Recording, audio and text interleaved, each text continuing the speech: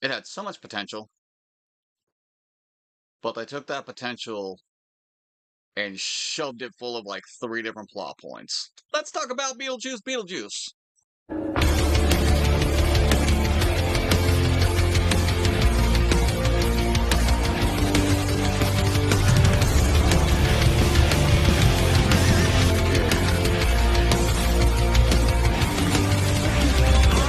Welcome back to the Shield Network.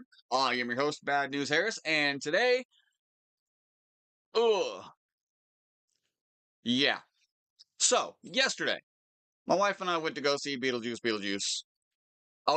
Let's start off with the positives. It added extra lore to the movie itself, or to the franchise itself, giving us a backstory on Beetlejuice and how he died and when. I'll give it that. It had good callbacks to the first movie. I mean, a lot of good callbacks to the first movie, I will admit. The movie of BeetleJuice didn't really win me over. The only other positive part, or the only other positive statement I have, has to do with Lydia Deetz' dad. So, spoilers! Lydia's dad dies by a shark attack. He gets his top half bitten off, and he's wandering around the afterlife with his head bitten off, since his actor passed away, and so we didn't really need him to play him. We just had someone in a suit with no head that just had a shark-shaped bite taken out of it. And he was constantly looking for Delia Deetz. It was great. Like, when we saw him show up in the afterlife, I spent like a good 6 to 8 minutes just laughing out loud. My wife had to sit there and kept pestering me to stop. But I couldn't help it. It was too goddamn funny. And the fact that we keep, going back to him, I can't complain about that. It was too funny. However, now the complaints. It, the pacing is horrible. That's like a 2 hour, 20-minute movie. And you could take like an hour of it out and it doesn't matter. Because there are 2 plot points that do nothing out of the 3 plot points in this movie.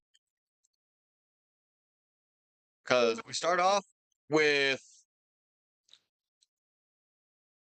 the trailer that has Lydia saying that it's been forever, we've waited forever, and things are going to get whatever. She's not breaking the fourth wall to talk to us during the trailer. She's talking to an audience in a TV studio because she grew up to be a medium or basically a fake medium that's not fake. But basically she's Klaus from Umbrella Academy, but not a drunk. The problem being is Lydia's producer is in love with her and is only wanting to marry her because he wants to make more money being her wife or being her husband than her producer. That's one of the plot point. That's like the primary plot point here that goes somewhere but doesn't. The secondary primary plot point has to do with Beetlejuice helping Lydia find Astrid because Astrid runs into a dead kid that she doesn't realize is dead, but it's kind of obvious when she runs into him into a treehouse and he says he's going to be in the treehouse at the exact same time tomorrow. And then he invites her into his house the next day. We meet his parents, but we never see their faces. That obviously means they're dead because we've all seen The Sixth Sense. But the first second I saw him come out of the treehouse and he said his parents won't even notice the broken fence, that immediately told me that people were dead, whether it be him or his parents, and I knew it had to be at least him. I did not, however, see the twist that he was the one that killed his parents and he broke his neck trying to escape from the police. I'll admit that was hilarious. Not as funny as Charles Dietz's ghost running around headless. That, I don't think that's going to be topped, for at least for a while.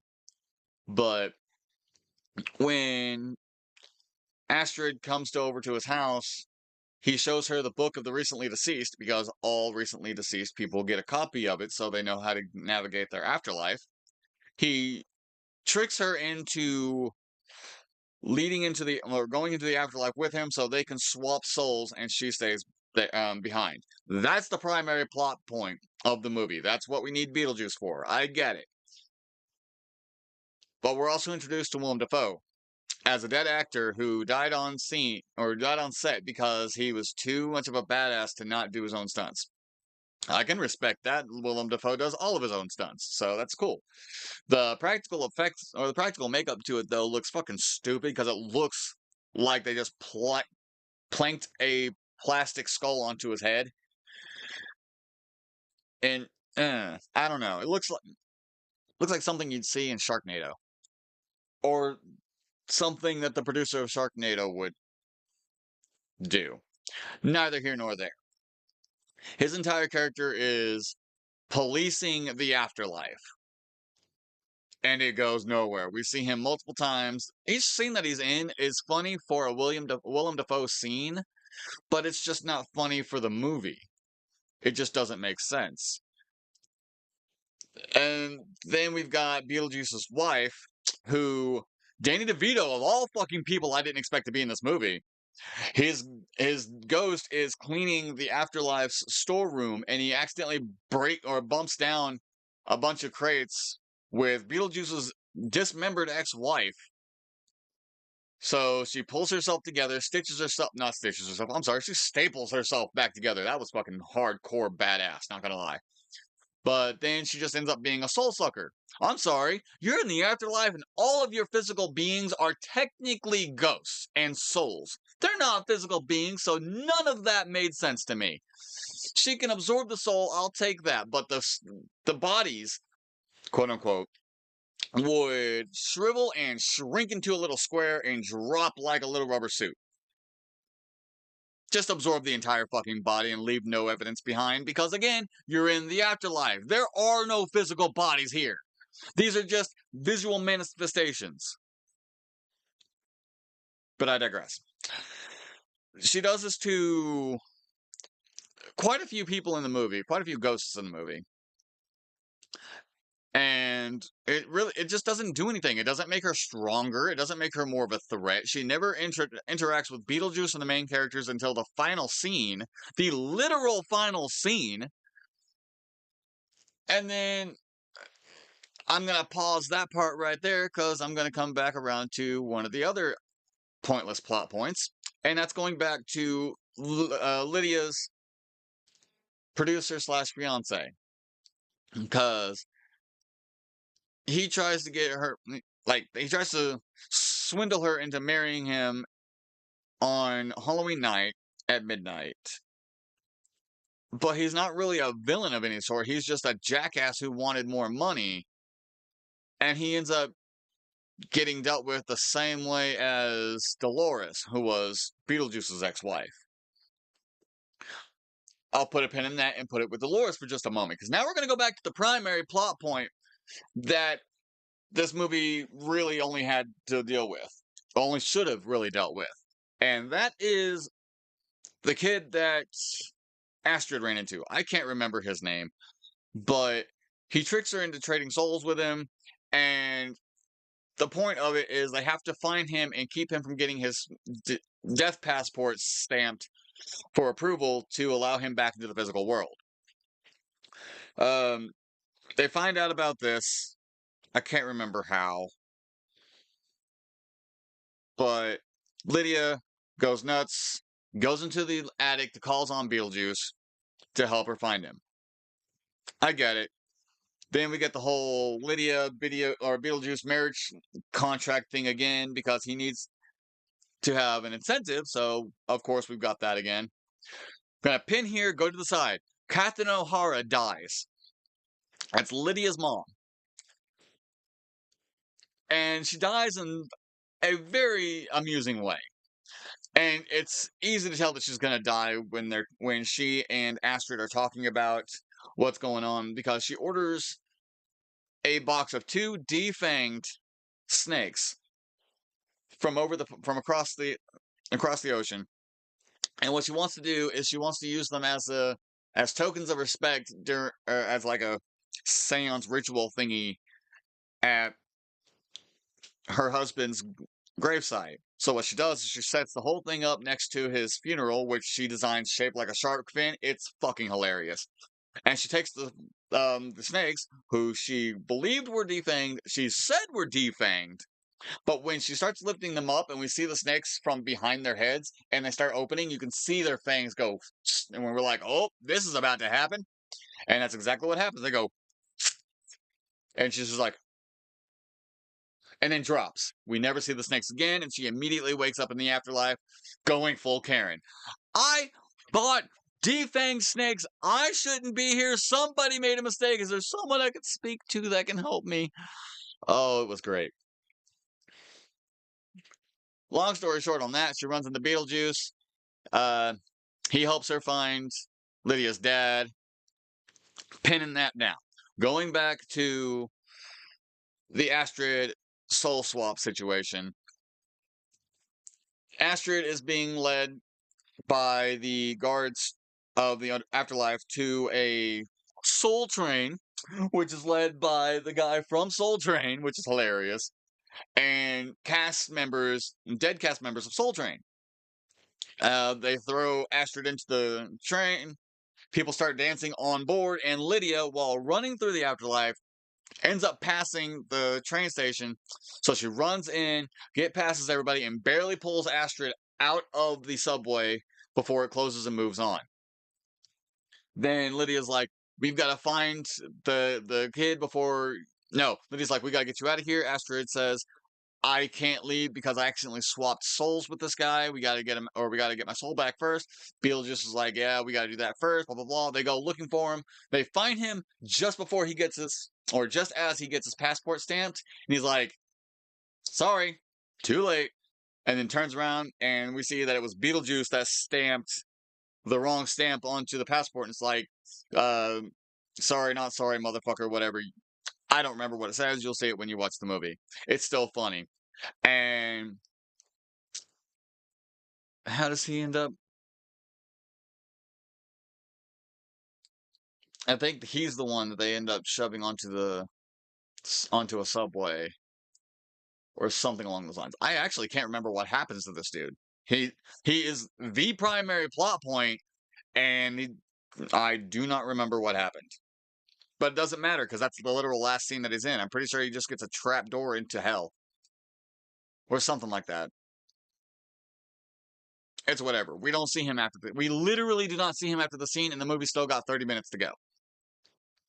After that, we end up going back into the real world or into the living world where the wedding is taking place. Beetlejuice ends up putting a truth serum into the fiance's into the neck, and he's like, "You got something to say? Let us know."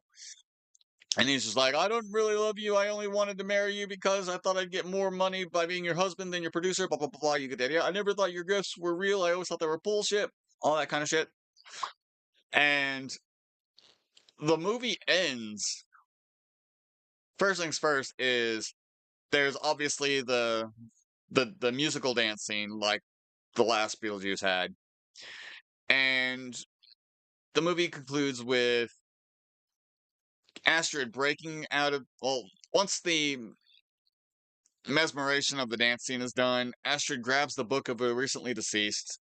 She grabs lipstick from her dead grandmother, draws a trapdoor onto the floor, knocks on it, and a giant sandworm pops out because Astrid and Lydia ended up in the sand dunes being chased by a sandworm at some point in this movie, just like the last movie. But a sandworm pops out, chases everyone in the church, and ends with eating both Dolores and the fiance at the same time, crashing down into the floorboards back into the sand dunes. And the conflict is over. No conflict with Dolores. There was really no conflict with the fiance. He was just an asshole. Like, the main villain of this fucking movie was the kid. And I can't even fucking remember what happened to him after Beetlejuice goes, stamp, wrong stamp, bye-bye. Like, seriously. It was annoying. Oh, check this. During the wedding scene, at the end of the movie, the church is full of people, and Lydia asks him, why are there so many people here when she asked for just a few people in a quiet private ceremony? He says, they're just a few influencers, no one under 5 million followers. And when Beetlejuice shows up and tells everyone that it's a private affair, everyone gets sucked into their phones. And the phones drop to the floor.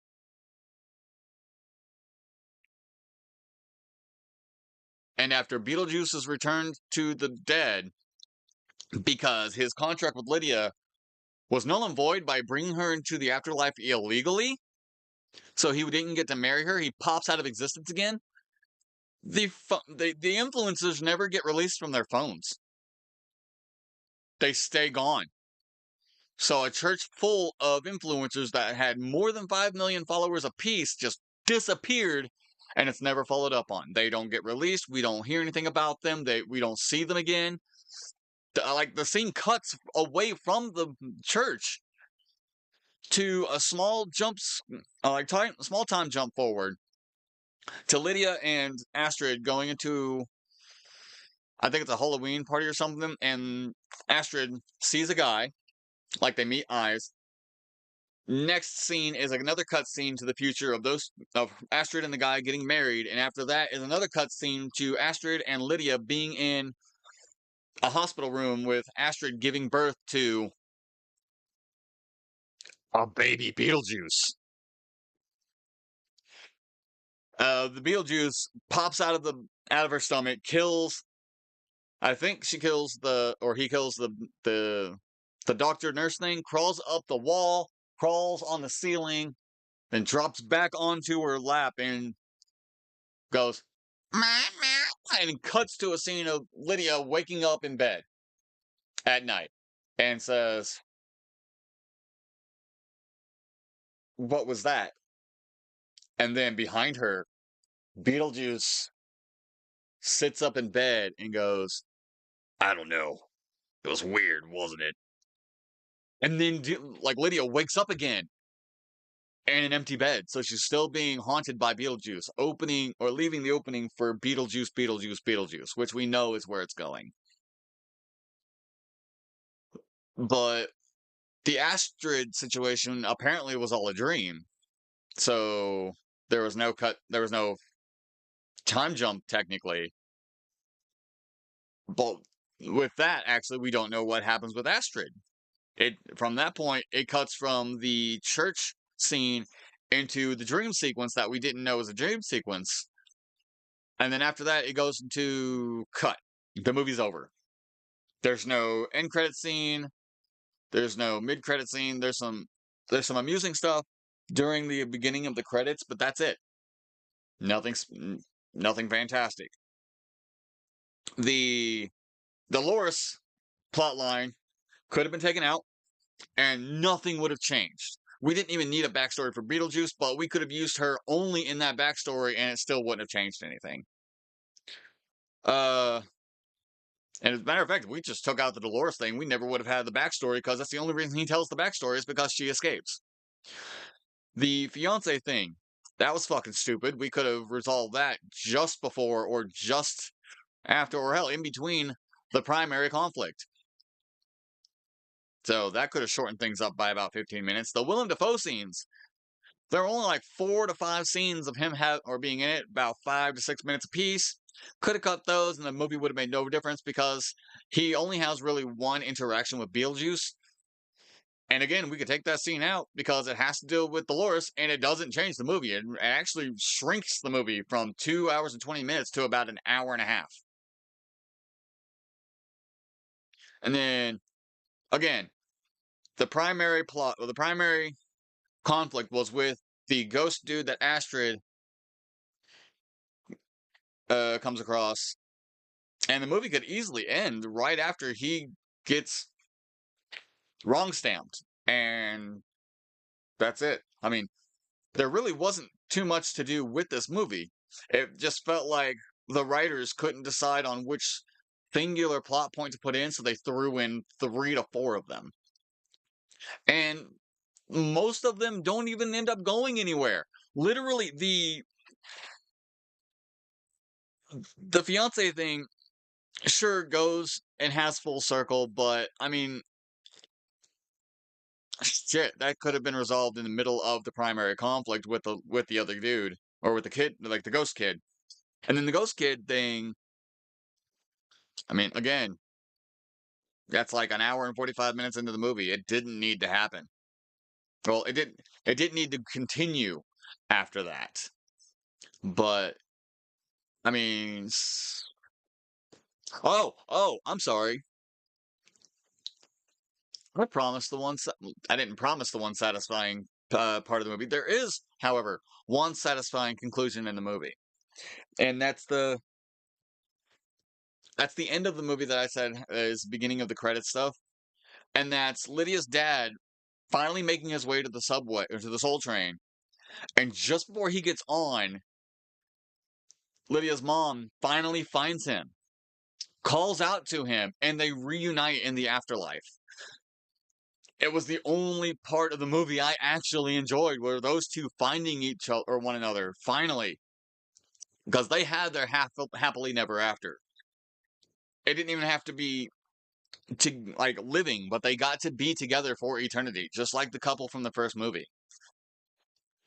Is it bad that that's the only thing that I enjoyed about the entire movie outside of Lydia's dad wandering around headless because of a shark? Probably, but I'll admit, I'm being nitpicky. If I'm not coming at it from my point of view, I'll admit it's likely a fun movie for a good majority of you. But I'll also say that it's not really aimed at people who didn't watch the first movie, and it's really kind of aimed at people who did originally watch it way back when, like the old school fans. I'm not saying that's not for the new school fans who have been coming across it over the last 20 years or so, but I don't know, it's one of those movies that we could have gone without. But it's not bad that we got it. It is bad that they're using it as a bridge to a trilogy, though, because, again, if you're going to name a movie sequence Beetlejuice and then BeetleJuice BeetleJuice, it's obvious that the third is going to be Beetlejuice BeetleJuice BeetleJuice, and yeah. But hey, I'll wait for the third movie to come out. That's going to be like 3 to 4 years, if we're lucky. And I'll make a video about that, provided my channel is still active. Damn well fucking better be. But that's just my rant on BeetleJuice BeetleJuice. What did you think? Have you seen it yet? Are you gonna go see it?